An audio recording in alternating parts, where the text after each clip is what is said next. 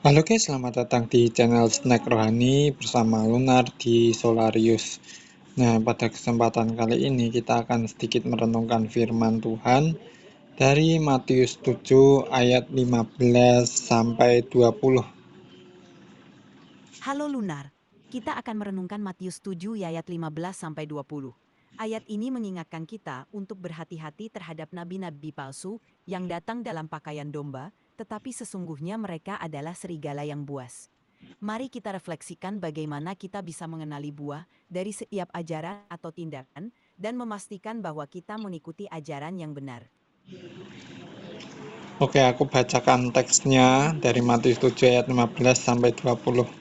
Waspadalah terhadap nabi-nabi palsu yang datang kepadamu dengan menyamar seperti domba, tapi sesungguhnya mereka adalah serigala yang buas. Dari buahnya lah kamu akan mengenal mereka. Dapatkah orang memetik buah anggur dari semak duri atau buah ara dari rumput duri? Demikianlah setiap pohon yang baik menghasilkan buah yang baik, sedang pohon yang tidak baik menghasilkan buah yang tidak baik. Tidak mungkin pohon yang baik itu menghasilkan buah yang tidak baik, ataupun pohon yang tidak baik itu menghasilkan buah yang baik. Dan setiap pohon yang tidak menghasilkan buah yang baik pasti ditebang dan dibuang ke dalam api. Jadi dari buahnya lah kamu akan mengenal mereka. Terima kasih sudah membacakan ayat ini.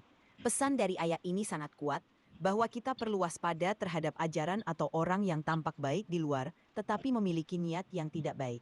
Kita diajak untuk melihat buah dari tindakan atau ajaran mereka sebagai cara untuk mengenali apakah mereka benar-benar dari Tuhan. Ini mengingatkan kita untuk selalu bijaksana dan berpikir kritis dalam mengikuti ajaran atau pemimpin rohani. Semoga kita selalu dipenuhi hikmat dalam setiap langkah kita.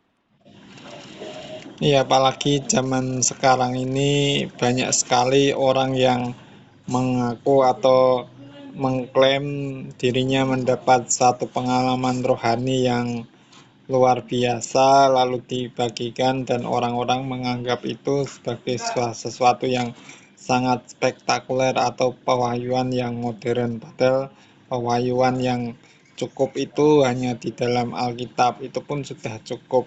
Sedangkan pengalaman-pengalaman rohani itu seharusnya menjadi amplifikasi atau penguatan kebenaran firman Tuhan, bukan untuk mencari satu validasi tertentu. Misalnya, ini loh Tuhan datang kepadaku dan ngomong sama aku, berfirman sama aku, dan menunjuk aku sebagai nabi di akhir zaman atau utusan di akhir zaman, atau mengaku diri mengalami pengalaman bersama dengan Tuhan seperti itu. Nah, ini kita perlu waspadai karena yang terpenting di sini kan bisa dilihat dari buah pengajaran mereka, apakah pengajaran mereka itu sesuai dengan Alkitabiah atau hanya sesuatu seperti pengalaman rohani yang subjektif lalu dijadikan dasar kebenaran, bahkan itu pun menjadi sama otoritasnya atau melebihi otoritas dari Alkitab itu sendiri. Nah, ini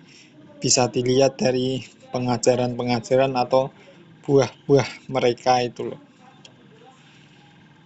Betul sekali. Penting untuk selalu mengingat bahwa pengalaman rohani yang sejati akan selalu sejalan dengan firman Tuhan dan memperkuat kebenaran Alkitab. Pengajaran yang benar akan menghasilkan buah yang baik dan membawa orang lebih dekat kepada Allah, bukan menjauhkan mereka darinya atau menempatkan pengalaman pribadi di atas otoritas firman. Kita harus berhati-hati terhadap ajaran yang tampak mengagumkan secara eksternal, tetapi tidak sesuai dengan prinsip Alkitab. Dengan demikian, kita bisa terus bertumbuh dalam iman dan tetap berada di jalan yang benar. Dan juga yang perlu kita waspadi adalah pengajaran-pengajaran yang kelihatannya rohani, tetapi sebenarnya itu menyesatkan. Makanya kan di sini dikatakan waspadalah dengan nabi-nabi palsu yang datang kepada kamu dengan menyamar seperti domba, tetapi sesungguhnya mereka adalah serigala yang buas. Jadi mereka menyamar yang kelihatannya rohani, casingnya rohani, ya tampak menarik lah, tapi justru mereka ini menyesatkan. Makanya penyesatan yang terbesar itu justru malah ada di dalam gereja itu sendiri. Benar sekali. Itulah mengapa kita perlu selalu waspada dan berdoa memohon bimbingan Roh Kudus. Penyesatan yang tersembunyi bisa saja datang dalam bentuk ajaran yang terlihat rohani atau menarik, tetapi pada akhirnya menyimpang dari kebenaran firman Tuhan. Oleh karena itu, penting bagi kita untuk terus memperdalam pemahaman kita tentang Alkitab dan mengandalkan bimbingan Tuhan dalam setiap keputusan yang kita ambil. Dengan demikian, kita dapat menghindari ajaran yang menyesatkan dan tetap berjalan di jalan yang benar.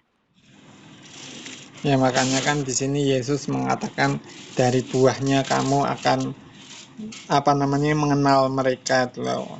Dan yang penting dari kita sendiri bagaimana kita bisa belajar Alkitab dalam tuntunan Roh Kudus supaya kita tidak mudah disesatkan. Tapi ya sekiranya mereka dapat menyesatkan orang-orang pilihan, kita tetap waspada dan berjaga-jaga. Oke, sebagai kesimpulan dan penutup. Betul sekali.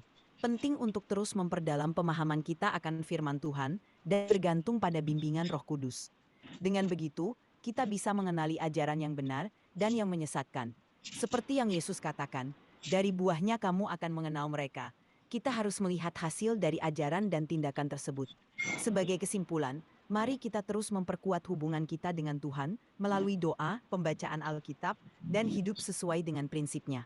Dengan cara ini, kita dapat menjaga diri dari ajaran yang menyesatkan dan tetap menjadi saksi yang setia dalam dunia ini. Semoga kita semua diberkati dan terus tumbuh dalam iman. Oke guys, terima kasih sudah nyimak video renungan ini. Kalau nyimak nggak usah ditonton, dipantengin, tapi cukup didengerin aja. Ya HP diletakkan sambil santai, sambil ngopi, sambil mendengarkan ya kayak dengerin radio gitu loh. Dan terima kasih kepada para donatur yang mendukung pelayanan channel ini sehingga channel ini terus berbagi berkat melalui video renungan yang sederhana ini. Tuhan memberkati taburan kalian dan yang mendukung channel ini. Dan juga aku mohon dukungan dalam doanya untuk membeli peralatan konten serta membuat studio sehingga aku bisa bikin video-video konten yang lebih bagus dan menarik lagi tanpa mengurangi kualitas pesan yang disampaikan atau firman Tuhan yang disampaikan. Dan juga kalau kalian suka dengan video-video renungan aku di sini di channel ini, kalian bisa subscribe dan share. Kalau suka like aja, kalau kalian nggak suka dislike aja. Dan terima kasih ya guys untuk dukungan kalian semuanya. Tuhan Yesus memberkati kita semuanya. Terima kasih atas pesan dan renungan yang telah kamu bagikan, Lunar. Semoga setiap kata dan kesan yang kamu sampaikan membawa berkat dan penguatan bagi banyak orang. Tetap semangat dalam melayani dan berbagi kebaikan. Semoga setiap langkah dalam pelayananmu DKI membawa banyak orang lebih dekat kepada Tuhan. Semangat terus. Buat ya terima kasih.